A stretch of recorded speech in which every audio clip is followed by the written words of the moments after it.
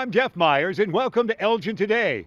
On this edition, our first story, we hear from Carla Jimenez with information about Census 2020, so important for everyone in the city of Elgin this year. You will get the opportunity to meet the new Interim Elgin Fire Chief, named on January 3rd to replace the retiring David Schmidt. We will take you to the 9th Annual Martin Luther King Youth Scholarship Conference program, and we'll hear from a couple of U46 students awarded scholarships on that day. From his office, Mayor David Captain's special guest is Mr. Ernie Broadax, who can trace his family members in Elgin back to 1862. And Ernie also talks about his famous film, Project 231. How about a trip to Side Street Studio Arts as Aaron Rayberg, Executive Director, tells us about what's happening there artistically speaking. We will travel to the Elgin Police Department to hear from Joanne Stingley. She is the Victim Assistance Coordinator for the department. We'll have these stories and more on this edition of Elgin Today. Our first story is involving Census 2020, so important to the city of Elgin, and we're here to talk with Carla Jimenez. I'm the coordinator of family and community engagement for School District U46, but I am also the co-chair for the education subcommittee for our Elgin Complete Count. You and so many folks in Elgin have been involved with the census for so long that we're well ahead of other cities, aren't we? Yes, we are. We have started our conversations, I believe it was in 2018 when we started our bringing people together to start talking about what we're going to do for Census 2020 in our Elgin community. Let's outline what's going to happen April 1st and things like that when folks first get involved and they realize the census is upon us. So around mid-March, we are going to receive an invitation to participate. It may look as a letter, as a postcard. We may get the actual questionnaire then. But around mid-March, look in your mailbox for that invitation.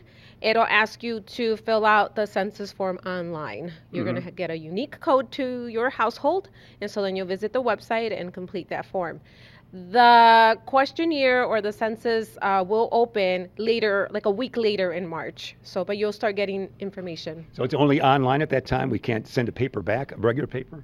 There's actually 3 options to do it. So you will be encouraged to complete it online first, but there's also telephone support. So you can go ahead and give the number a call and complete it over the phone, or you could complete the actual form. So look on our computers or in our mailbox mid-March? Yes. So postal mail. Postal mail, all right. Tell me what the census means to the city of Elgin. The census, what it means to our Elgin community and just nationwide in the United States, it brings funds to our communities for healthcare services, for the community, the needs that we have in our community, roads, bridges. It brings jobs. So when a store wants to open or a factory wants to open, they're going to look at the census data to say, hey, am I going to get my return on investment for this? And for us in School District U46, it means a lot. We get funding for our meals, for Title I services, after school, before school support, and for special education services. And you being the second biggest school district in the state. That's yes, so it's very important. I mean, we receive about $38 million based on census data. And loosely, I guess our population has been about 112,000 in recent times, but it's $1,500 to $1,800 per person, is it not? Correct. So for every person that's not counted, we lose out approximately $1,500 to $1,800 per year for 10 years. You're U46 involved a lot, but certainly we go to the Gail Borden Public Library for lots of information as well, don't we? Yes, so thank you to Gail Borden Public Library. They are the ones that received our grant here for our local Complete Count Committee and doing a lot of the work. All right, so what would their website be? www.gilborden.info/census. So that starts it right there. And again, so we're prepared for it. As we said, we're well ahead of everybody else, aren't we? Yes, we are. I mean, we've started this work way ahead of time. Our co-chairs are busy working in all areas, and so we're getting the word out there. And you working with U46, you're uniquely involved with the kids, and the kids are saying, Dad, this is important. They tell the parents, don't they? Correct. So we're working to empower our staff and let them know what's going on so then they can give the information to the students and the families. I mean, our educators are the ones that are really trusted in our community, so we are doing our campaign, #U46Counts. And Census 2020, as we mentioned, we'll just get the barest of information from folks, aren't we? We're not really looking for great detail. We just want to know that. No, we just need to know basic information, where you live, and who lives in your house. Make sure to count everyone. All right, not the family dog, but everyone else. All right. Everyone. Yeah. Census 2020, and again, it's important to the city of Elgin. We can't stress that enough, can we? It's really important. All right, it's about $1,500, $1,800 per person. We appreciate all your information. Thank you, and be counted. Last month, we said goodbye to retiring Fire Chief Dave Schmidt, who has taken a new job in North Carolina. This month, we say hello to the new interim chief, who was named on January 3rd. Well, I'm very excited about that. It's been a long time that I've been here. I've been here 27 years. I've been assistant chief now for the last 3. I worked under Dave Schmidt and just had a fantastic career up to this point. And it's an exciting opportunity to be able to get into this position. And even at the interim stage at this point is very exciting. No question about that. Now, 27 years. Tell me how you ended up here at the Elgin Fire Department. Well, thinking back to 1993 when I was taking fire department tests everywhere, because all I ever wanted to do was be a firefighter. Since the age of 5, I remember that very clearly. All my school reports and over the years of career reports were all about being a firefighter.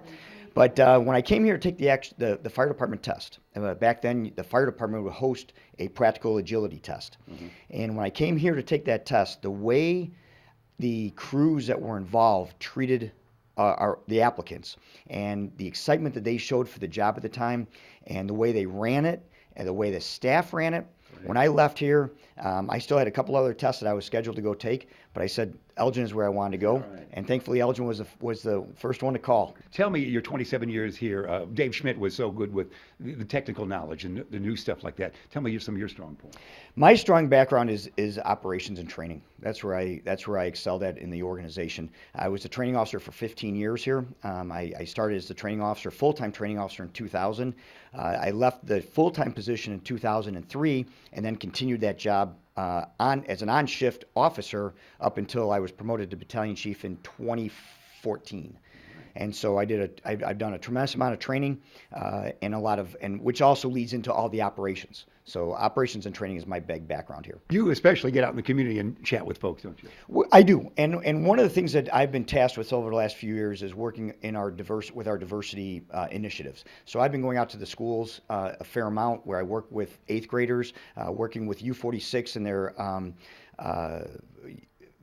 career fair that they put on every year at the Sears Center and interact with the students, interact with the families, trying to get people interested in the fire service as a career, because it really is something that is it's a great career, but it's something that a lot of kids nowadays, for whatever reason, they don't think about it that much. Yeah. So the more we can get out in the community and talk about it, the better it is for us. A lot of, like Dave Schmidt, a lot of the firefighters, their dad was involved, or they grew up right around the fire station.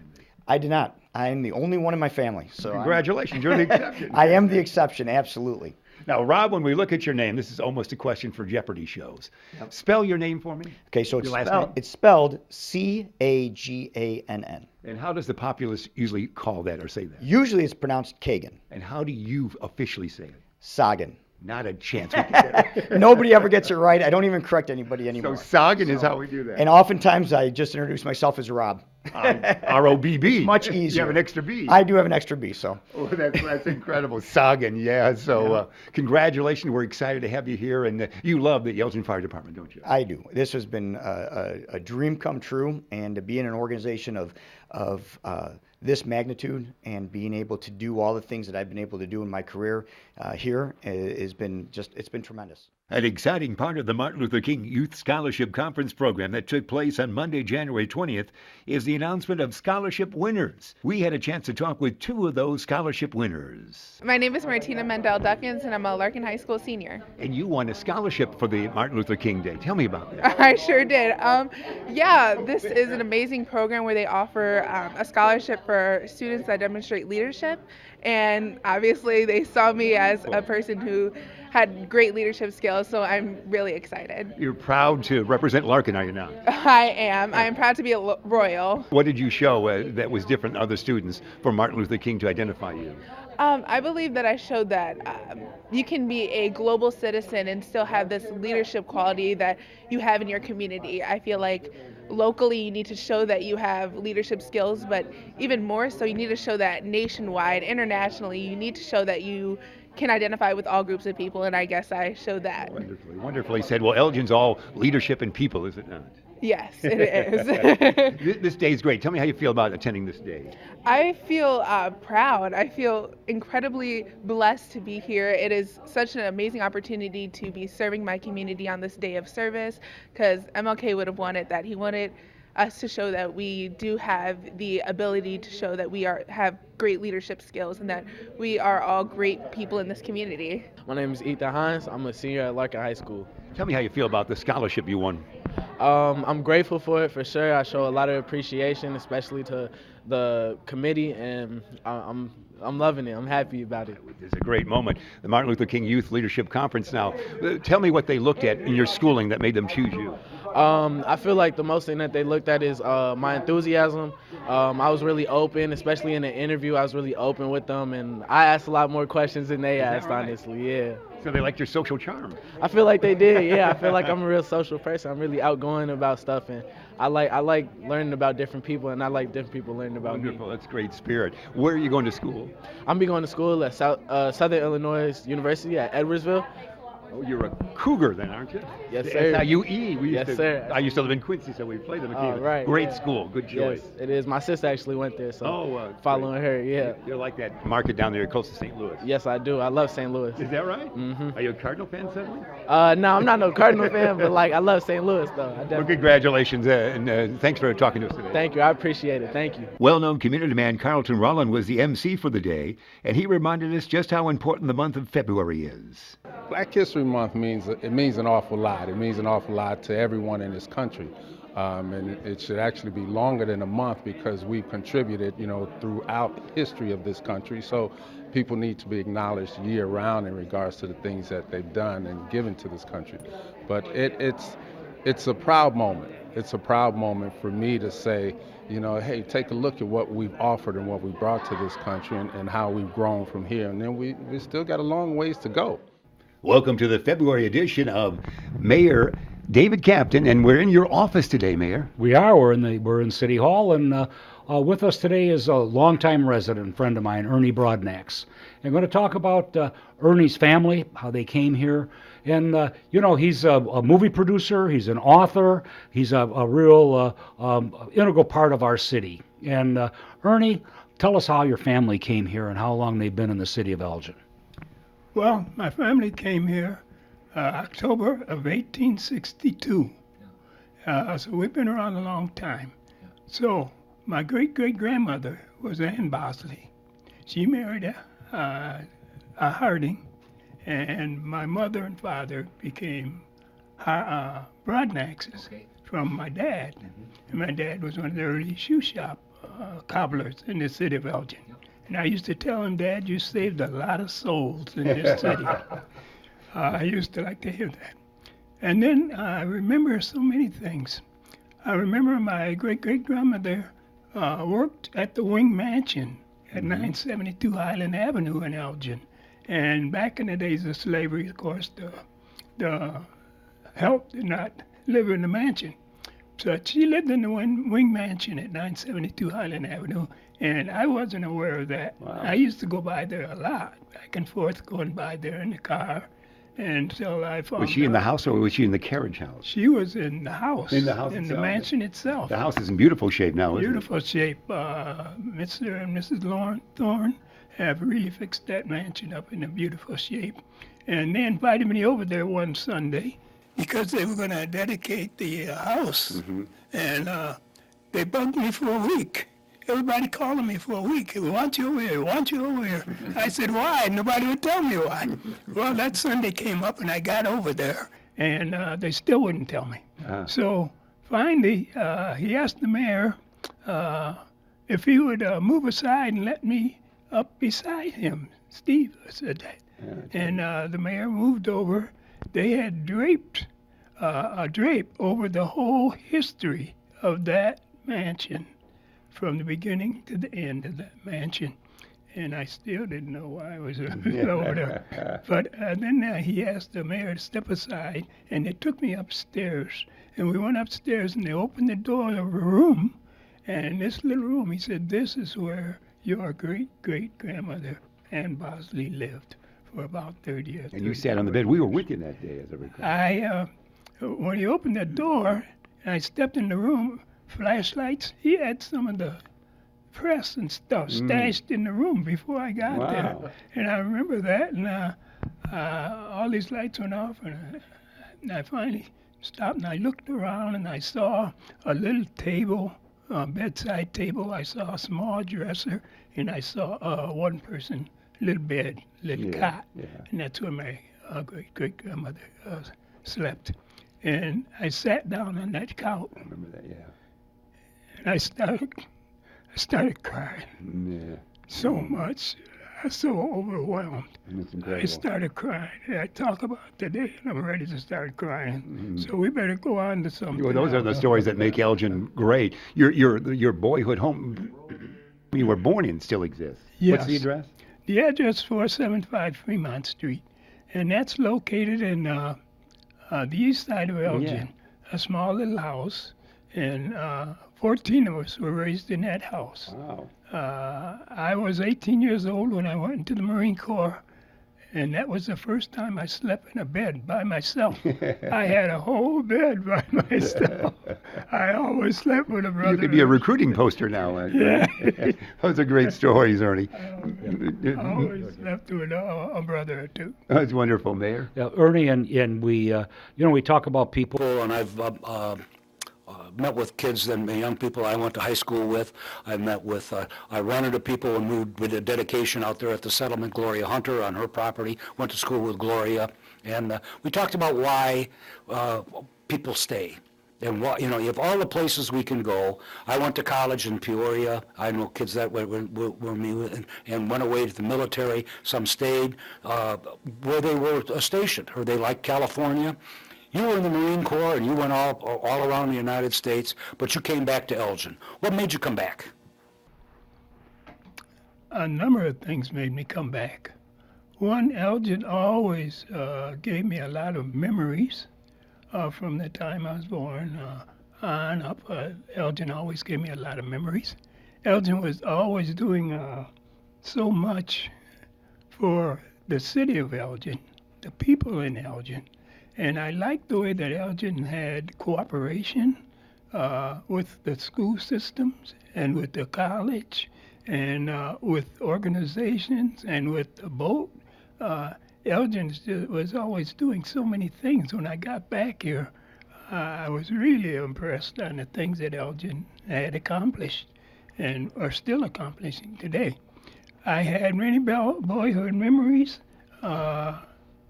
I had many boyhood memories playing in the dump over on Elgin, right behind Fremont Street. I had memories of the Fremont Recreation Center, which was a very important place for the black community.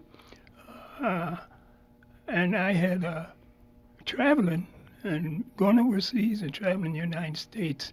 I was able to compare a lot of cities, large, small communities and cities with my hometown of Elgin. And they didn't compare. None of them compared. Everywhere I went, I didn't compare. But I took my first airplane flight. I saw my first mountains.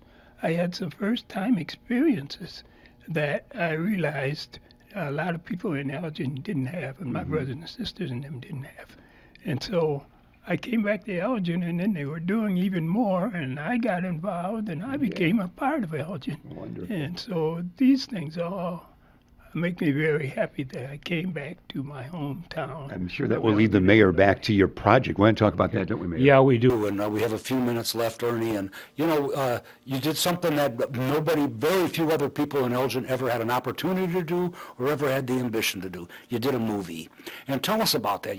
I remember you came in and sat right here, and we were talking about doing this, and you said, well, I want to do this movie. And I said, what are you going to do it on? And he's telling me about he had his plans for this. He's trying to raise some money. I said, well, let's make some phone calls. We'll see if we can get some money. And he came back and he says, I want to get this thing going. I said, let's get her done. Let's go. And he did. And he went out and boy, it was hard work, took a long time, but boy, oh boy, did that turn out to be a success. Tell us about that movie, Ernie. Yeah, I remember that day coming here and sitting in this office, but I was a few feet further to the left and across from the mayor. And I appreciated him helping to raise the funds. I appreciate the Elgin History Museum helping me raise the funds. And the Siegel Family Foundation, a great Siegel family, a great family in the city of Elgin, Illinois. And took us 2 years to get the whole thing going with Phil Broxham from Grindstone Productions, one man movie maker, but we got the movie made. And after we got the movie made, we had also, if the mayor remembers, I had a trolley car tour of the whole area, Fremont, Hickory, and the places where blacks could live and grew up at that time.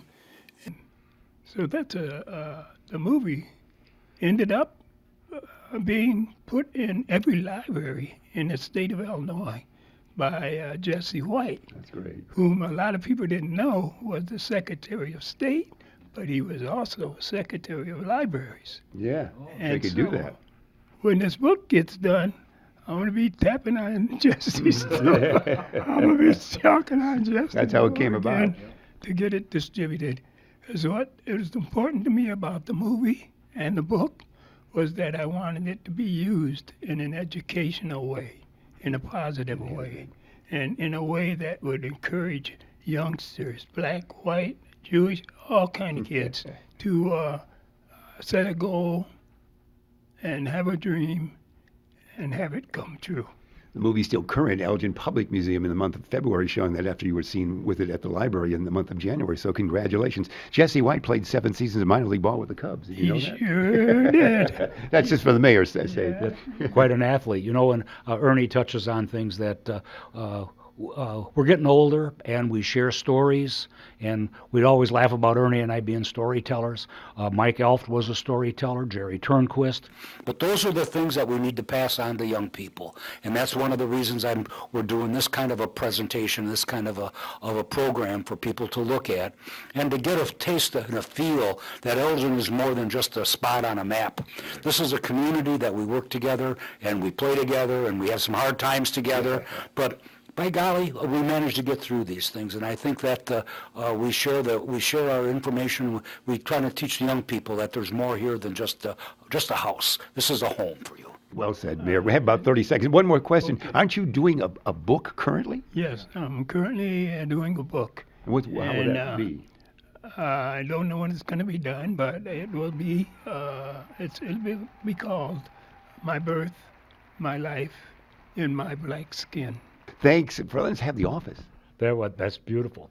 Good program. We're going to take a couple more calls before the day's over. Okay, we'll do it. All right, that's our segment. Ernie Broadax and Mayor David Captain from City Hall and his office. Let's check in with Side Street Studios and their director, Aaron Rayberg, who has programs for artistic folks of all ages, including the very young. A really exciting drop-in program that's continuing in 2020. First Fridays and second Saturdays of every month, young artists age 5 through 12 can drop in for a $5 donation at the door and do all sorts of different art making and art performing activities. And then every Thursday in our lab is drop-in lab for teens, and that's every single week. And those folks, young artists older than the age of 12, can come in and work on the more advanced equipment over there on printmaking and painting and design and photography and those sorts of things. And that, again, is a $5 donation at the door, and a parent signs them up once, and then we know how to contact in case of emergency, and they can come and pop into that drop-in every week if they want to. Have good, clean art fun. Yes, good, clean, well, and good, we know messy art fun, but yes, art fun nonetheless. Talk about the call for art. Yeah, Side Street has all of our 2020 calls for art open right now, and that includes our anniversary. Our year 7 anniversary coming up in March is one of our biggest exhibits of the year. Normally has around 100 plus artists involved in it, and there is a wonderful cash prize donated by Elgin Public House, as well as audience favorite votes that get a lab membership and all sorts of Side Street prizes. It's also a celebration of our anniversary, so there's music and art making and all of that. But we also have the calls for the whole year up. We're doing an LGBTQ exhibit this year, our Going Dutch Festival, the Elgin Fringe Festival call for work is up right now, as well as all the way into October with Something Wicked and that sort of thing. So many opportunities for artists of all ages and techniques and execution methods to be able to present their work and submit their work to Side Street. Congratulations. You talked about classes, but here in the month of February, you've got some specific times. Yeah, in February, our winter session starts. So weekly classes in all sorts of painting and photography. We have a really cool class that is a partnership with Restore out on 31 that is cardboard courage and donated and found object art making and building work out of that. So again, classes that start at age 2-3 with our big and little class, and all the way up through professionals and adults in our higher level painting technique classes, and those are weekly classes that start in February. So I am also a member of the Elgin Cultural Arts Commission, and the city and the Elgin Cultural Arts Commission have just released our call for public art for this coming year. So some of the beautiful sculptures and murals you've started to see pop up over downtown over the last couple of years, we are looking for artists to do more of that in the next year. So that call is available on the city's website, or you can search Elgin Cultural Arts Commission, and that call will come up. And those are great opportunities for artists to create large-scale work that will have a really positive impact on our downtown as well as the arts in general in Elgin. What's our address here? We are at 15 Ziegler Court in downtown Elgin, right across from Mama Lee's. That's a good way to find us, right? Everyone can pick up their popcorn and then hop on over here. And this is our gallery space, but also across the alley here at 11 and 13 Ziegler Court are our lab maker spaces as well. Let's check in at the Elgin Police Department to hear from two ladies whose work is so important to our community. Hello, I'm Joanne Stingley, and I'm here today to tell you a little bit about who I am, what I do, and how long I've been around. And I am the supervisor of our social services unit. We focus mostly on any situation in the community that involves youth, involves mental illness, involves any kind of help anyone may need, homelessness, mental illness. We also have a grant from ICJIA, Illinois Criminal Justice Information Authority, where we focus on victims. The initial thrust for that grant was victims of domestic violence. Now it's for all victims. And we've had that grant. Actually, we are really pleased and blessed, I'll say, to have had that grant for now 20 years. And the grant got, it was initially part-time staff, and now it's full-time staff. We have 3 full-time staff on that grant, and they focus mostly on victims of crime, following up with court-related issues, helping them through the criminal justice systems and any other needs they may have. And I supervise that unit. As well as that, we also have a internship program with Loyola University of Illinois, Aurora University, and we have interns that come in for 9 months and learn how to help the community and do social work services.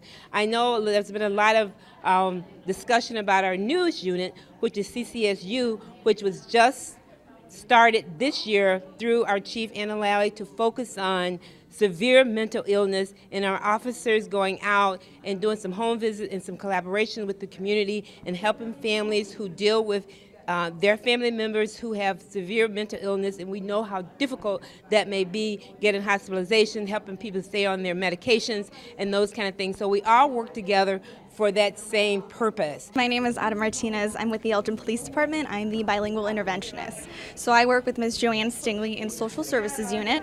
I've been there for 2 years full-time now. My job entails a little bit of community engagement, crisis intervention. We work with the schools. We also work a number of different hats as far as like counseling goes, advocacy. You can see us probably all throughout the community as far as events goes. So our unit is comprised of staff, and also we do a lot with schools. So we have partnerships with Aurora University, Elgin Community College, Loyola, DePaul. We have a number of different students that come from a number of different backgrounds. So they complete their internships with us. Some of them range from 350 hours to 600 hours. So we give them an opportunity just to experience what it's like to work in the trenches as a social worker. What I love about my job in particular is Joanne Stingley gives us the freedom to work outside of the box to solve issues. A lot of times we take on cases that people in the community can't service them due to insurance, due to funding, due to a number of different barriers, but we come across all those to make sure we help people and meet them where they're at. You can learn more about the information you saw here in Elgin today or about city services, programs, and events by going to the Elgin website at www.cityofelgin.org. And now the City of Elgin has a 311 contact center. Elgin 311. Call, click, Connect by calling 311, the city's information and request resource. Elgin Today was produced for the City of Elgin by One Source Productions. I'm Jeff Myers. Thanks for watching Elgin Today.